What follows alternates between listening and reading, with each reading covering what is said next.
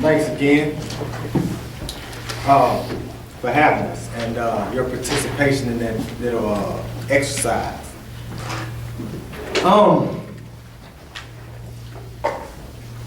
First of all, I want to say that I understand that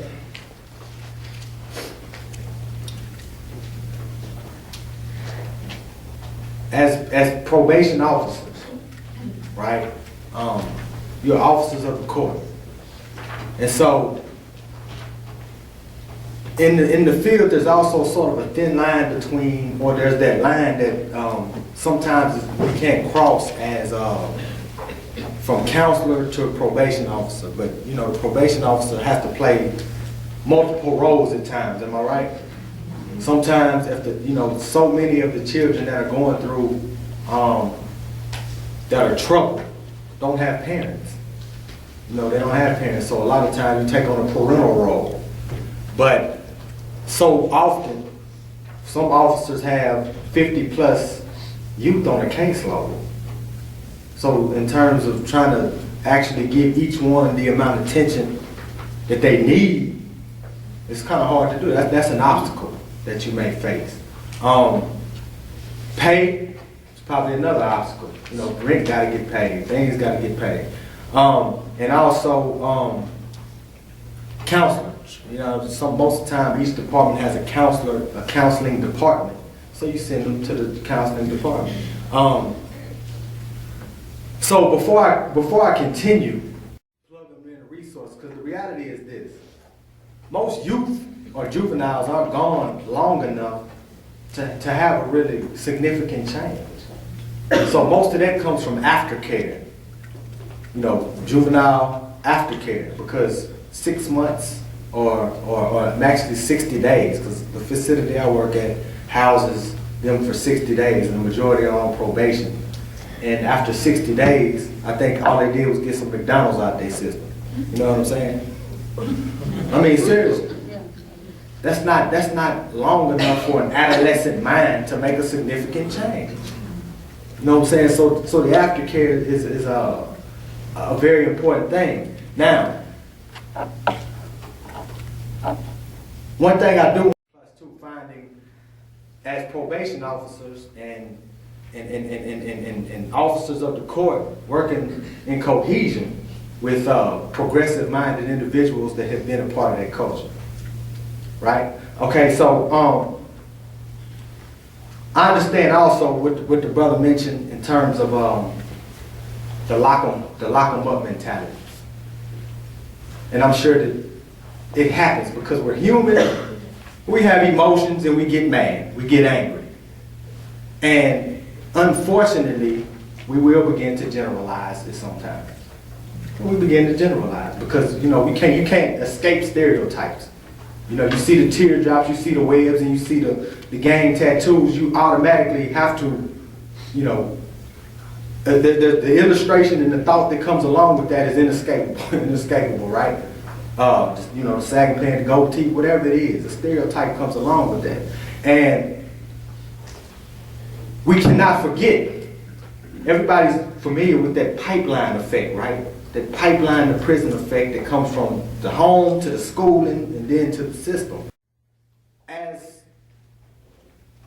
probation officer, I'm sure that you have developed or should develop a sense of accountability and feel like at some point that you failed when that child doesn't make a change. Or how effective have we been in terms of making sure that child makes a change? Because I feel like a failure each time a child has to get discharged from the facility. I feel like, but they don't, for the most part, they don't say we failed. They just say that it's that child. Not understanding that it's conditions that produce that mentality. It's situations that produce that mentality. So it's not just, we can't, I say we can't, too many times that child, and we're aiming at that central figure or the person instead of the condition that produced that person or that mentality and the background that produced that mentality. For instance, Where I live in Fort Bend, I live in Missouri City. And guess what? Fort Bend are in discussion about shutting down 4 low-performing schools. So if these are 4 low-performing schools that you want to shut down, what happens next? Somebody tell me, what happens after that? You shut down these low-performing schools and you take away funding from the special projects that these schools have, what's next? Right? So on, so on, so on. And then let's send, as probation officers, I know sometimes you have to make tough decisions and send a juvenile to Chunker Rock, Texas, where he don't, where he's, that far away from his parents. Chunker Rock, Texas.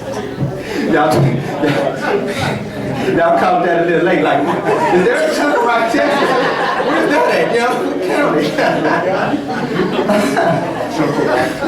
Look, Danny said he's been there. No, but seriously, TDC, of course, they do that. They send you, but you're an adult. But for a child to go to Kicker Rock, Texas, it's a hell of a thing to be that far away. And I'm telling you this because I asked. Y'all do it too. Y'all spell it with an X sometimes too. Stop it. I'm not trying to hear it. Y'all laugh if y'all want to.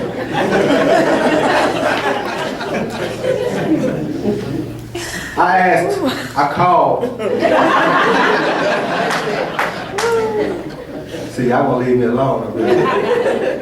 I called my old juvenile probation officer before I came to this event. I said, man, you know what? I'm getting ready to go talk to a whole bunch of you. And I need to know, how was I when I was on probation? Help me out. Give me some, give me some input so I understand, where you're coming from. Because I always want to know where you're coming from also. And he was like, you always had a level head, you just didn't want to do right. I was like, well, how the hell did I have a level head? Right. I didn't want to do right. I mean, what was it? I flunked 30 piss tests, you know what I mean? Stuff like that. But, no, seriously, I mean, and the cycle is as such. Suspension, detention, alternative school. And then here they come. Here they come. Then juvenile probation to a therapeutic community, to a Gulf Coast, to a TYC, to a jail, to a prison. And so how much effort is being put in stopping it at the juvenile probation level? How much money does it cost to send a child to TYC or to house them in a therapeutic community? It costs the state money, right? It costs money to do that. And they're operating on a certain budget. Does it cost more to send them to school or to a facility? So what's that mean? Tell me what that means. Put more emphasis on training instead of educating.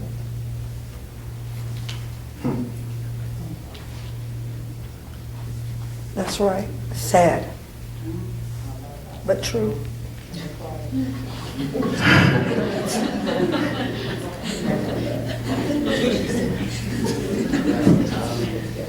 Okay, we're all intelligent enough to know all that. Does anybody know what MOB is? What else? Money. Right. So, I want to know, this is a good exercise right here. You, come here.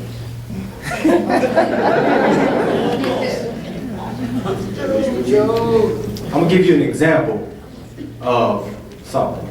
What do you tell somebody who, okay, we have personal philosophies, remember that. And what you call gangs, they call what?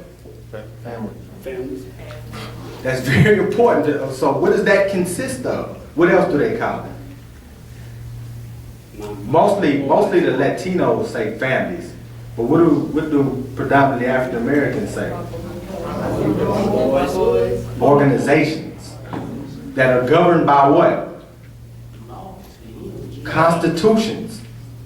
Are you familiar with the constitutions of the Crips and Bloods on your caseload? Who has been exposed to the Constitution and the policies that govern those organizations? Because that's what you're dealing with. They have constitutions and rules and laws that govern their organization, which therefore governs their behavior and their mentality. Right? So, when you say MOB, if I say MOB is a part of my policy, the G code, what's the G code? Not necessarily. See what I'm saying? I can shoot all over y'all head all day long. I promise you I could. And miss you. You see what I'm saying? And this is what's on your caseloads.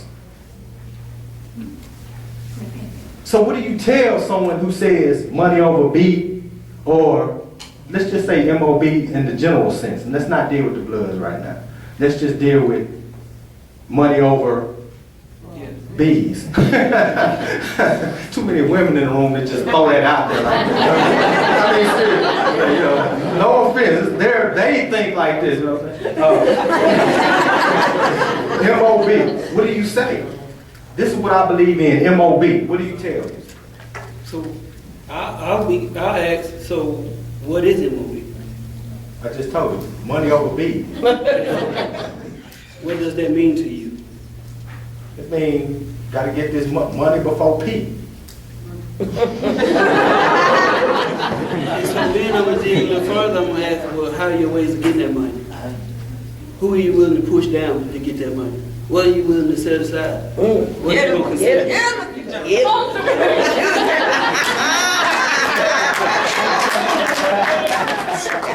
That's a start, good job.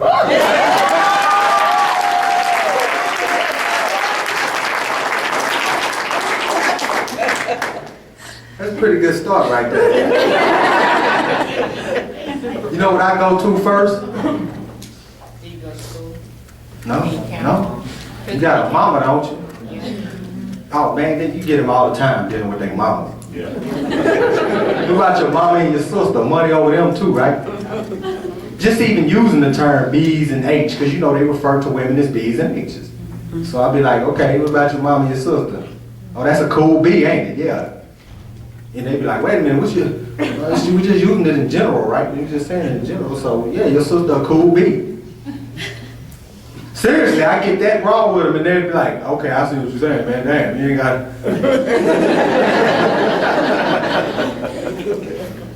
it. Now, I'm gonna give you another example. Understand, first of all, with the G code, when we're dealing with the G code, we're dealing with just street ethics. You know what I'm saying, basically. The rules of the street, the rules of the game. And again, the rules of the game is what they living by.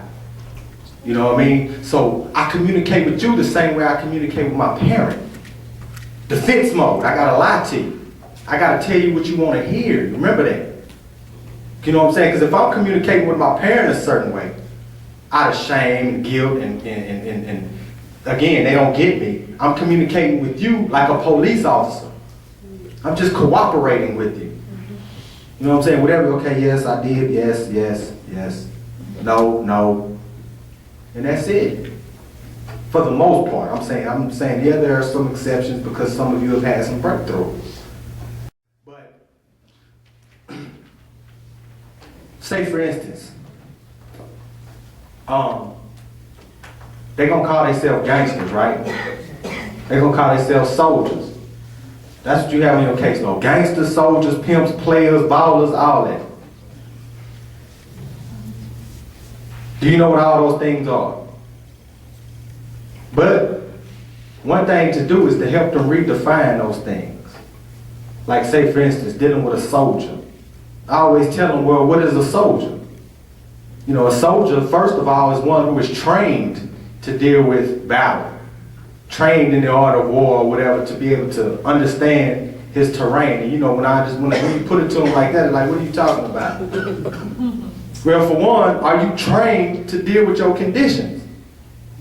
A soldier must have a mission first. You know what I mean? A soldier is dedicated to a cause, and he has a mission. And he abides by a certain code that allows him to, I don't have to worry about if you are my friend or not, because we abide by the same code, and therefore the mission is going to get accomplished. But for one, I'm trained to deal with that. And yes, you are at war, I tell them. Yes, it's a battlefield. It might not be the jungle, but it's the concrete jungle, because that's what they call it. So are you trained in the art of dealing with the concrete jungle? Under any conditions can you survive? Because if you enter the dope game or any other game and you end up here or dead, then that's not survival. So you take an unnecessary risk, which a soldier doesn't do. A soldier has certain ways of dealing with rain, snow, different conditions that he may be faced with. And so I just use those conditions, saying that, you know, whether it be a crack mother, your mother's on crack, your dad is incarcerated, and just what to do when you are hit with those circumstances. You know what I mean? In other words, just help them redefine the language. Like MOB, I got the youth in the circle of kids that I deal with, they say morals over everything. Or more, like say MOE actually, sorry, they say money over everything. So I made them mean morals over everything. And so they'll say that, I'll ask them what it means. And, just everything. Redefining gangster and what that really means, and just redefining this language to make it more consistent with their new, a new thought pattern. Because again, it's the language that transmits the culture. And it's this language that they're going to use that again, most of people in this room are just not familiar with. And if you're not familiar with the language, you're really not familiar with the culture. And gang culture is really on the rise in Texas. You know what I mean? Those prison gangs, I didn't understand how big they are out here now. I'm like, wow, prison gangs on the streets? Thank you for listening, and appreciate you.